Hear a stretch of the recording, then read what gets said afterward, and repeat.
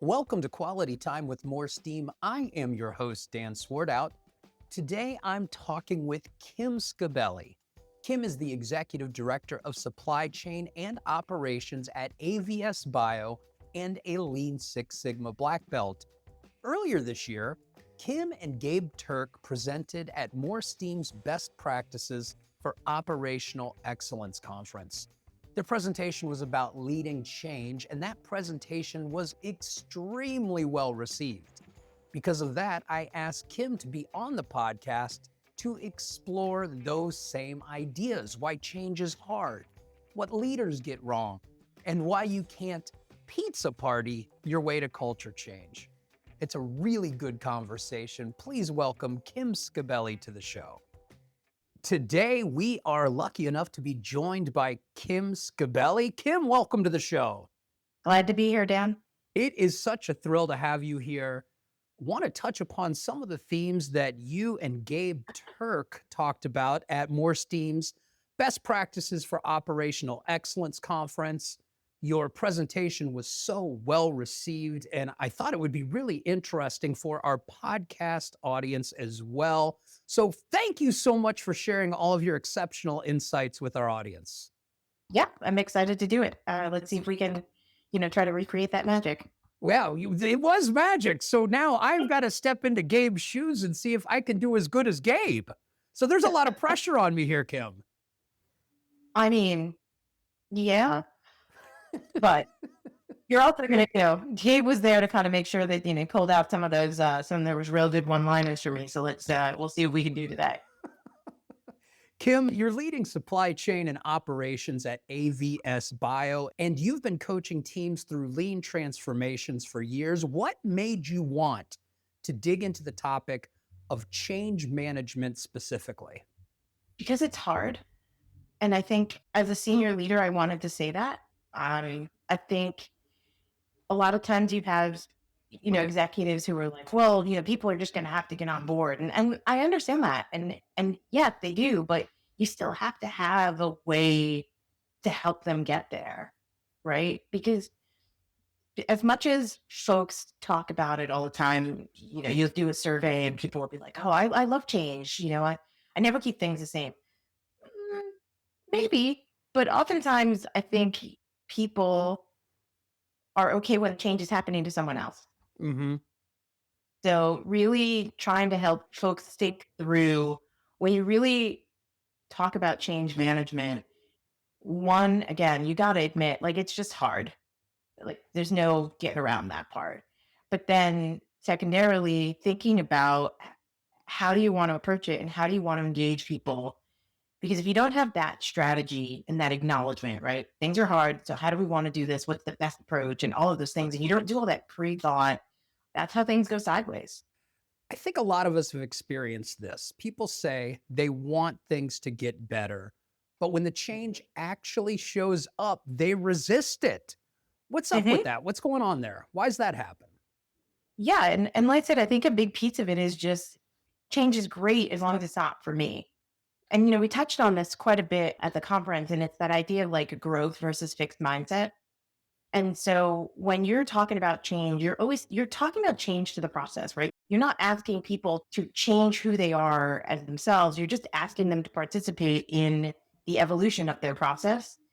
And I think a lot of times folks will personalize their process, and they'll personalize that change to be, you don't like what I do, or you're attacking me. And it's 100% not that, right? And I think that oftentimes is how folks, they get kind of twisted up in it because they start to worry or they start to feel attacked. Because to them, they're like, well, this is, I've made this process. This is my baby. I've made this. I've come up with all of these things. And so if you're saying that it needs to change or it needs to evolve, then you're saying what I did isn't good. I think we've all experienced it. And I can say, in all of my years, I don't know that I've ever gone into a change event or a change, whether it's a culture change or even just like a project. There's always a resistor, and it depends at what level they're at, right? And you got to figure out how to get them on board. But that's why you've got to have that strategy. But why? It's like I said, it's really about people whatever you're asking for people to processes to change, people think you're saying that what they did isn't good enough or that they need to change. The resistors, how do you deal with that resistor? I mean, and I guess it would have to be a different strategy depending on who that resistor is, where they're at in the organization, the type of personality that the resistor has. What are some Mhm. approaches to that? So, again, right? I think as you're planning your change, you're working with folks and you're having conversations about like who's going to be my blocker, right? Is it going to be a senior level that's going to be a blocker, right? Or is it going to be, is it going to be someone that's part of the process? Is it going to be a middle manager? Like who's going to be the blocker? Mhm. And then honestly, again, you got to make a strategy for each person because it really does depend. Like when you're working with these folks, the first thing you want to understand is why. Doesn't matter what level, right? Frontline, middle manager, senior leader, doesn't matter. The piece is why are they being resistant? And then that helps you evolve your approach, right?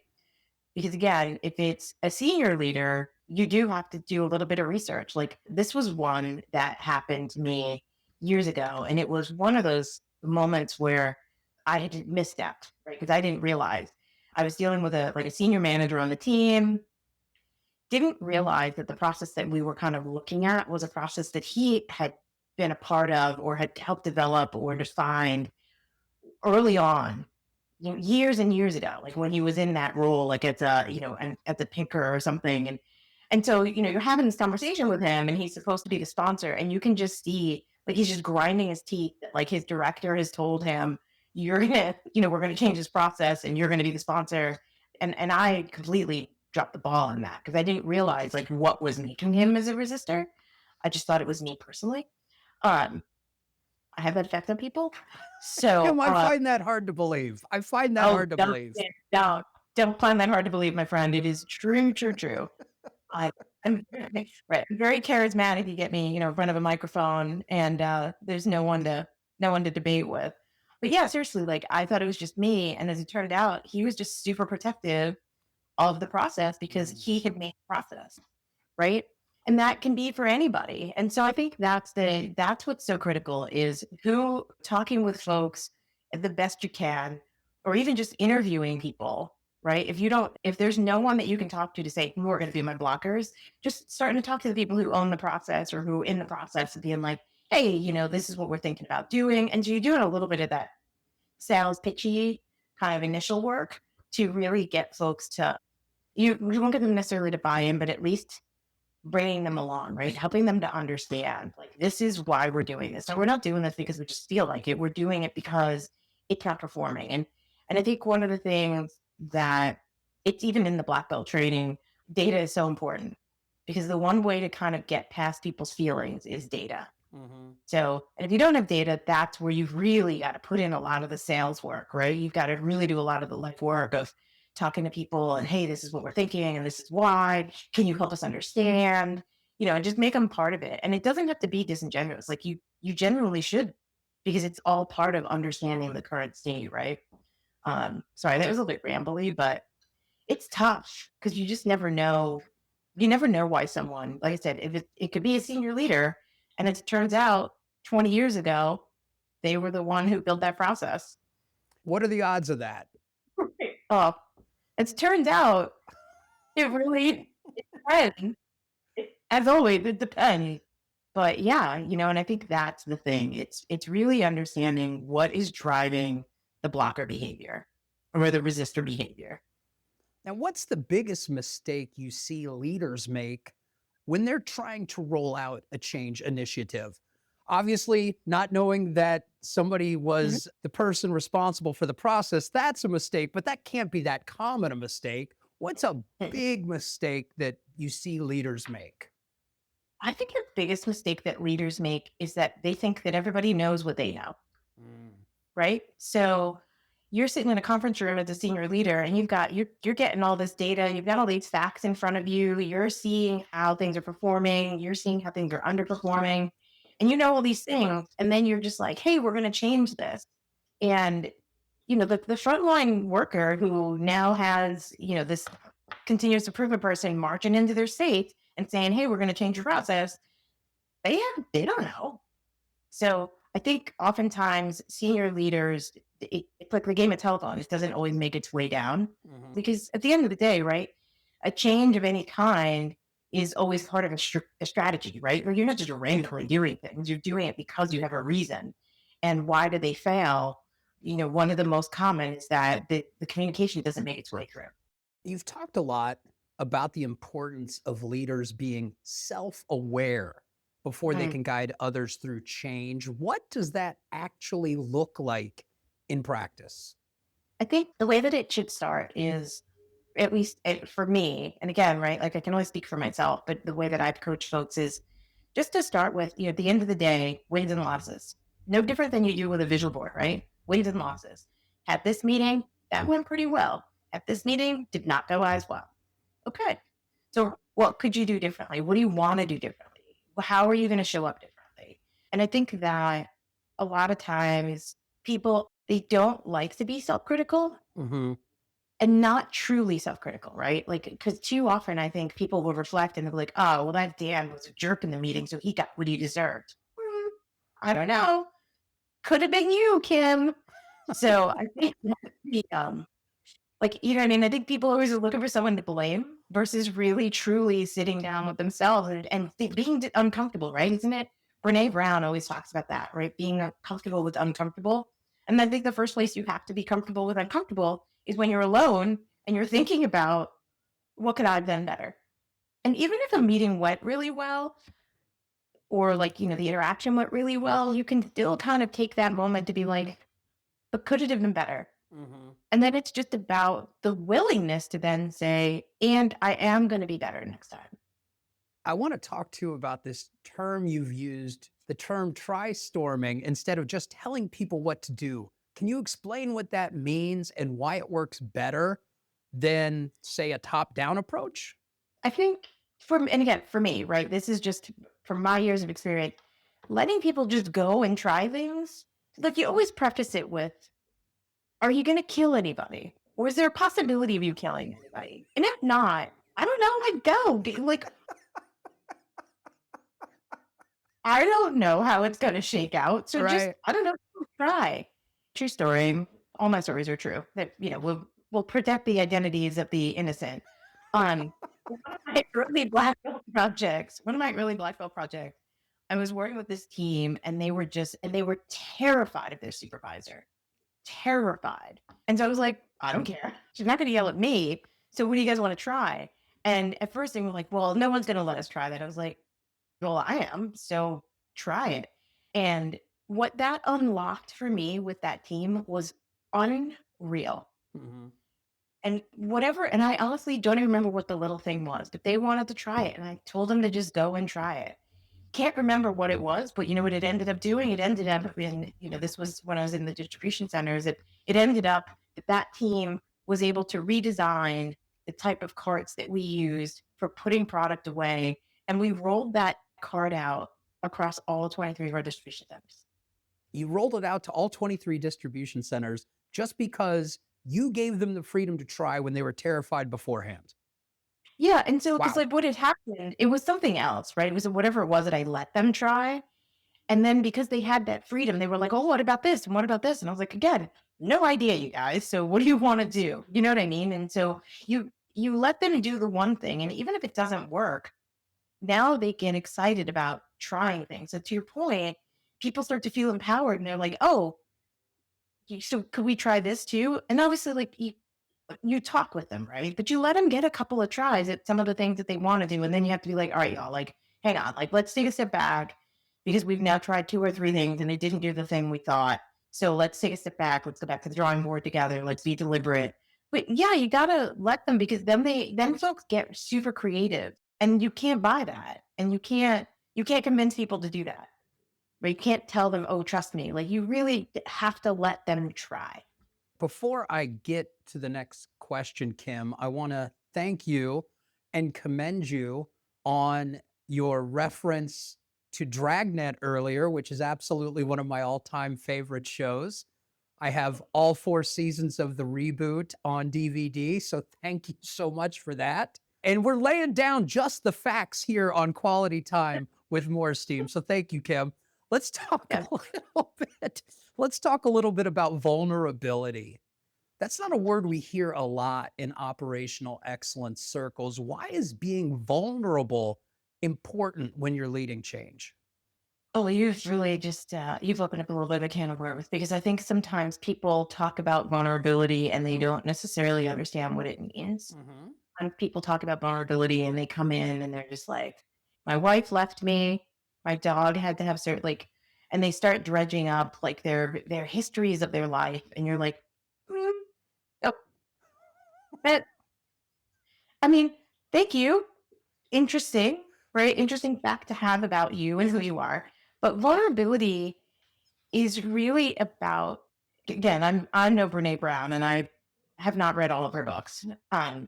But it's really about the ability to just say, I don't know. Hmm. And that kind of, and I even talked about my own journey as that, right? So like when I first, became a black belt and was going through the training, I thought that I was supposed to know all of the answers to all of the things. You don't. And the sooner, and again, it goes back to that kind of tying the vulnerability and the growth mindset and the fixed mindset. They're all really kind of interconnected because you really want to be able to just say, I don't know. Hmm. Like that's the real vulnerability. Just coming into a room and saying, I don't know.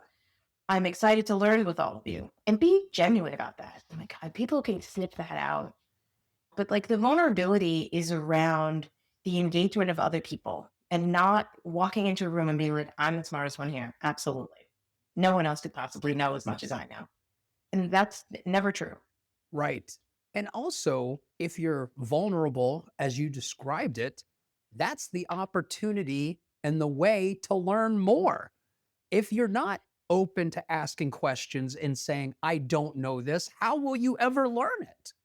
Yeah, it's the idea. Like I said, I think that, it always starts for me with the idea of not everybody can know everything, Hmm. right? And I think the behavior of, well, I'm the most like, and you see it a lot with senior leaders. We're a handful, right? Because, whether you're a continuous improvement black belt, master black belt, or you're a senior executive who's trying to, to create change in an organization, we sometimes show up with this arrogance like we know everything.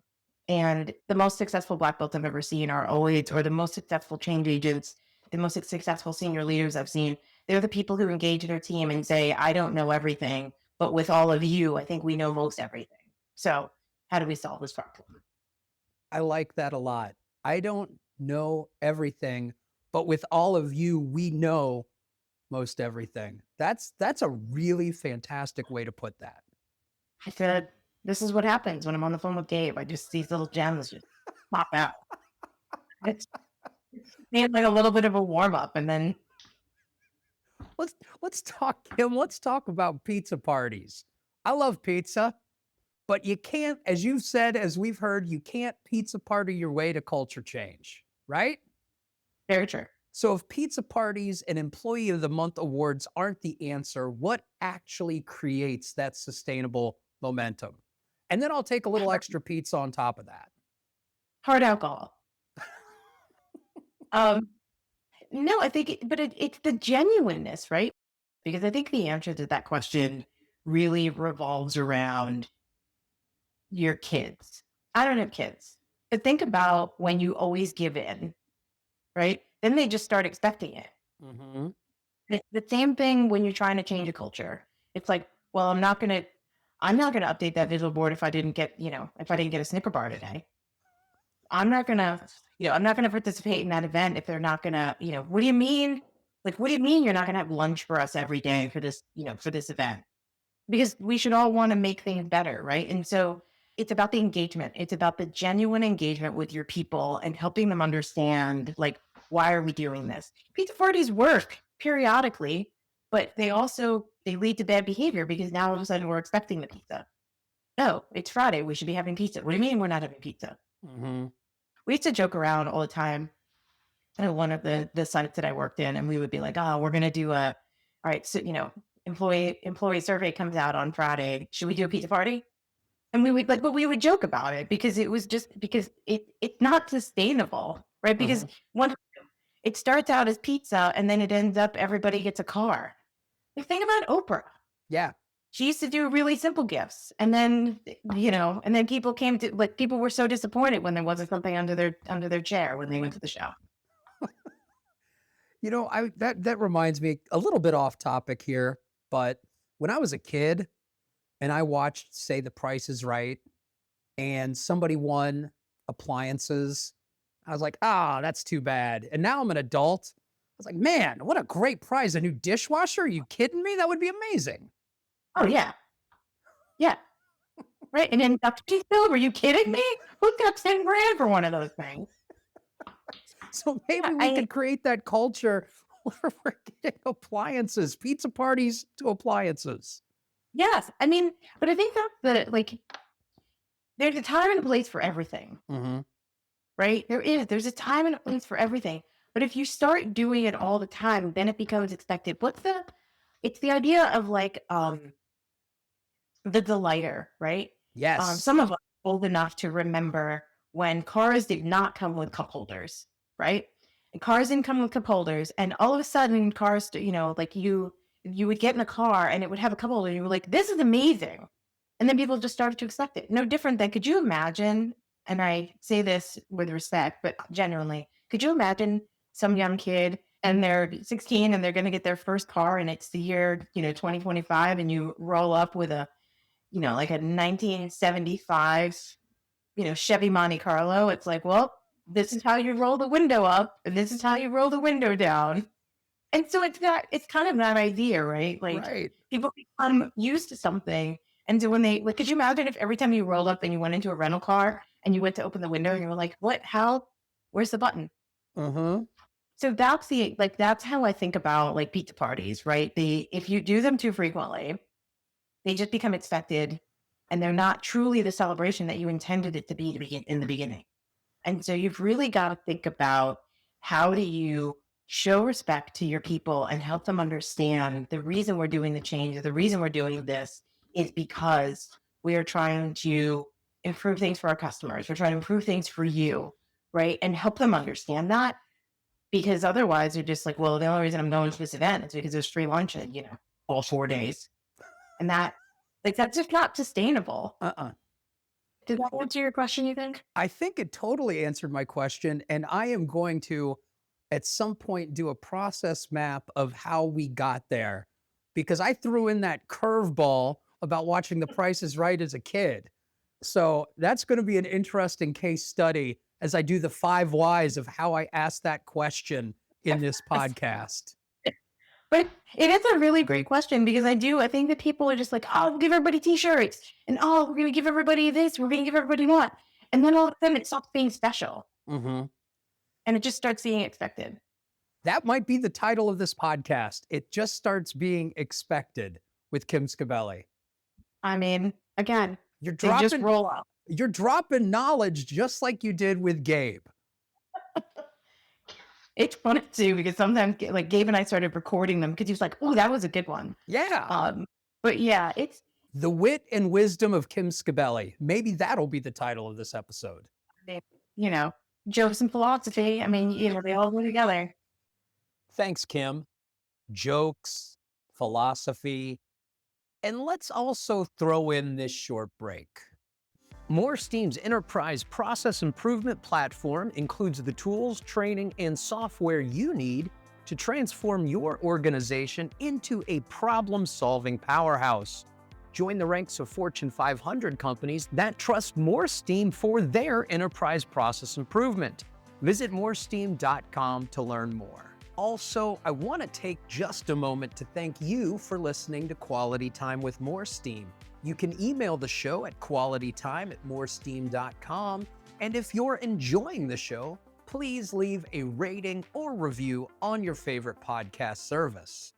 And now back to my conversation with Kim Scibelli. You've talked about the difference between agreement and alignment. Can you break that down for us? And why does confusing those two things derail change efforts sometimes? Oh, well, that's a great question. I'm hitting some big ones today, Kim. I know. I almost wish you had prepped me with some of these. I'm sure that there are perfect operational definitions for both of these words and how they apply. And I think for me, because what'll happen too often, let me say this, like the way that I think about it is what'll happen too often is that you're in a room, right? And you got 5 people and everyone will be like, yeah, okay. Yeah, yes, that's what we're going to do. And then they all walk off and they're like, well, I mean, yeah, that's what Kim's going to do. But I said yes, but I'm not going to do anything to support it. Right. Just because you get a eggnogs in the room doesn't mean we're aligned on, okay, so when we walk out, you're going to do this, you're going to do this, and you're going to do this. Right.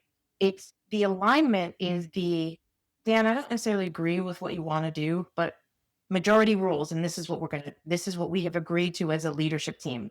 Mm-hmm. So now, from an alignment perspective, what does that mean that I have to do to support it? Because that's what happens. You're in a conference room, you're in a whatever, and everyone's like, yep, agreed.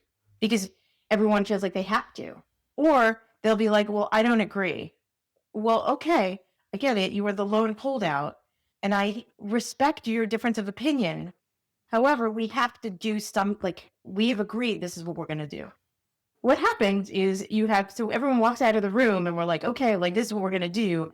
And then you have, let's just say it's whatever, 5 people. And 2 people immediately get out there and they're starting to pave the road, right? They're putting the things down to pave the road so that the team can move along.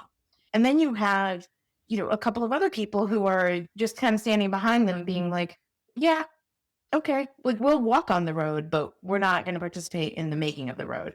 And then you have the people who are deliberately busting the road up with some shovels on the way, behind that group. And so that's the difference between agreement and alignment. You're in the room because, yeah, I guess that's what we're going to do. I don't necessarily agree, but sure. But then when you walk out, how active are you in moving forward on the thing that you talked about? Excellent. That was an excellent analogy, Kim. I do what I can, but I want to ask you this. If someone listening is about to lead a major change effort, big one, big change effort, what's the one thing they should do differently based on everything you've learned? They're about to undertake this change effort. This is the traditional way to do things. How should they do it differently based on all of your experience, Kim? I think the most appropriate answer there is it depends. Mm-hmm. But I do think the biggest thing is the reflection. Right. Where are you? Whether it's how are you invested in the change? How ready are you for the change? How ready are you to jump into battle?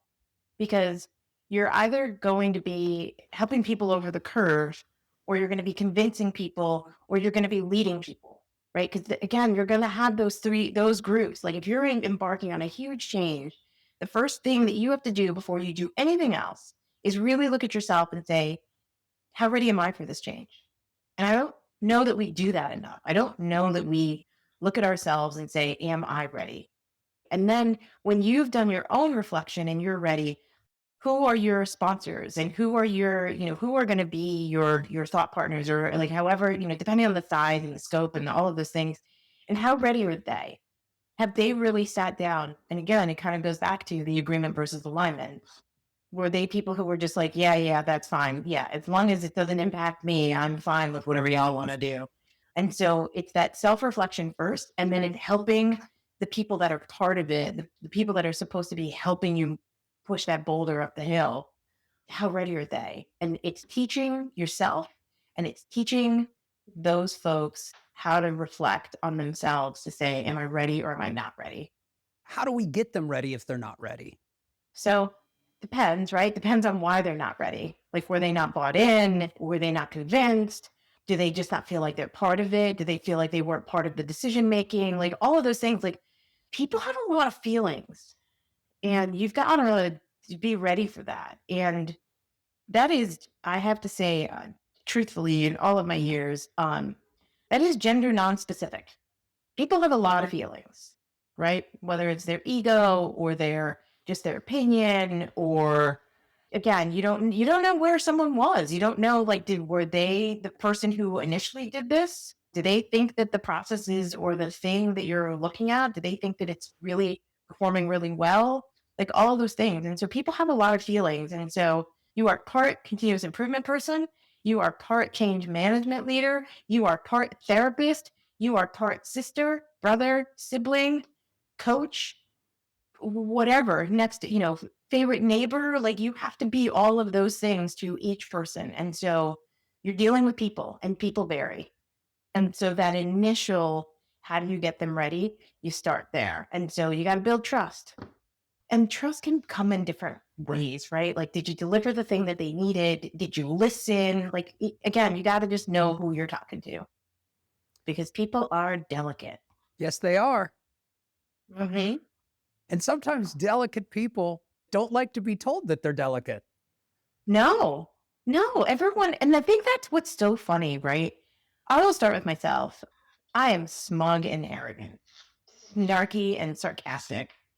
I don't know everything though. But man, oh man, there's things that I think I know. And I'm so confident that I know them. And the minute that I realize that I don't know them, there's a little click that happens, right?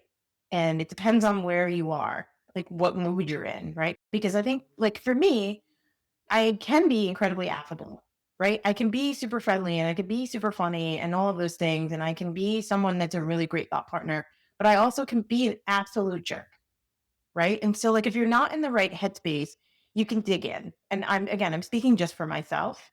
And so that's the importance of knowing yourself. Because like if I know that I'm not in the right headspace and someone approaches me and they want to talk about, hey, like I want to think about this, I've gotten my entire team to include my direct leader to actually ask me the question if they're going to approach me with something that they're not sure how I'm going to think. And they will ask me, like, what's your headspace like right now?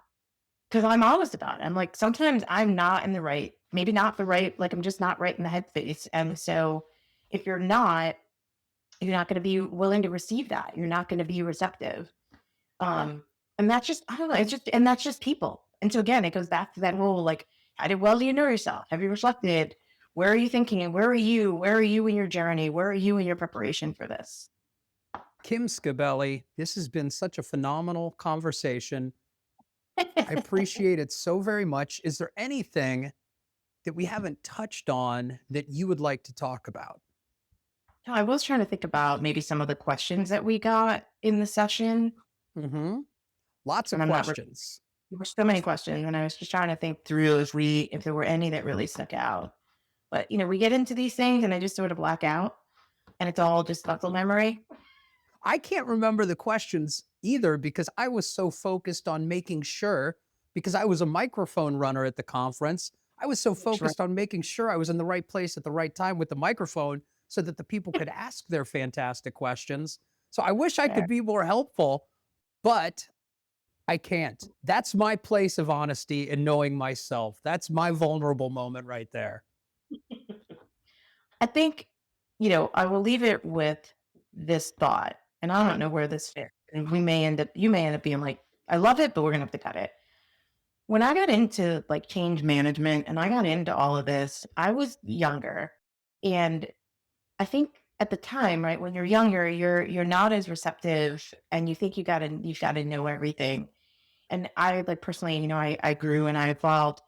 But I remember like having this conversation with my then girlfriend, now wife, and she was like, you're like what you do sounds like annoying and difficult and like hard because at the time I was a full-time black belt and I was like constantly like coaching events and day shift, night shift, fighting with folks about God, just why are you making it so difficult to do this change, or why aren't you coaching your team the way that we talked about? And she's like, why do you stay as a change manager? Like, why are you so bought into this? And I was like, because it doesn't matter to me, like what the work is. For me, the value is creating opportunities for people to be engaged with the work that they do in a way that they can improve it for themselves and it makes them feel better. And so you're making the work better for the people, but you're also making them feel valued and seen. And I think when I was young, when I was in my 20s and I was just starting out and it was the mid 90s, that wasn't the culture. That wasn't the culture at all. And I would even challenge and say that even in the early 2000s, it wasn't. And that was why, lean was so difficult because everybody wanted to see focus on the tools and not focus on the culture. And for me, while I've enjoyed the different places that I've worked and the different opportunities that I've had, and the last whatever 15, 20 years of my career has mostly been focused in healthcare. At the end of the day, for me, like the reason that we do this, and I think this is what kind of grounds me all the time, is that when the day is over, did I make somebody's day or somebody's work easier or better? And did I give someone the opportunity to feel seen and heard? I am absolutely leaving that in, Kim. That was Yes. profound, and it is a perfect way to end this episode. Kim Scibelli, thank you so much. This has truly been a fantastic conversation. And we referenced Dragnet, we referenced The Price is Right, we referenced all sorts of great stuff. Kim, thank you so very much. Thank you, Dan. This was a good time. We'll be back in 2 weeks with more quality time with MoreSteam. Thanks again.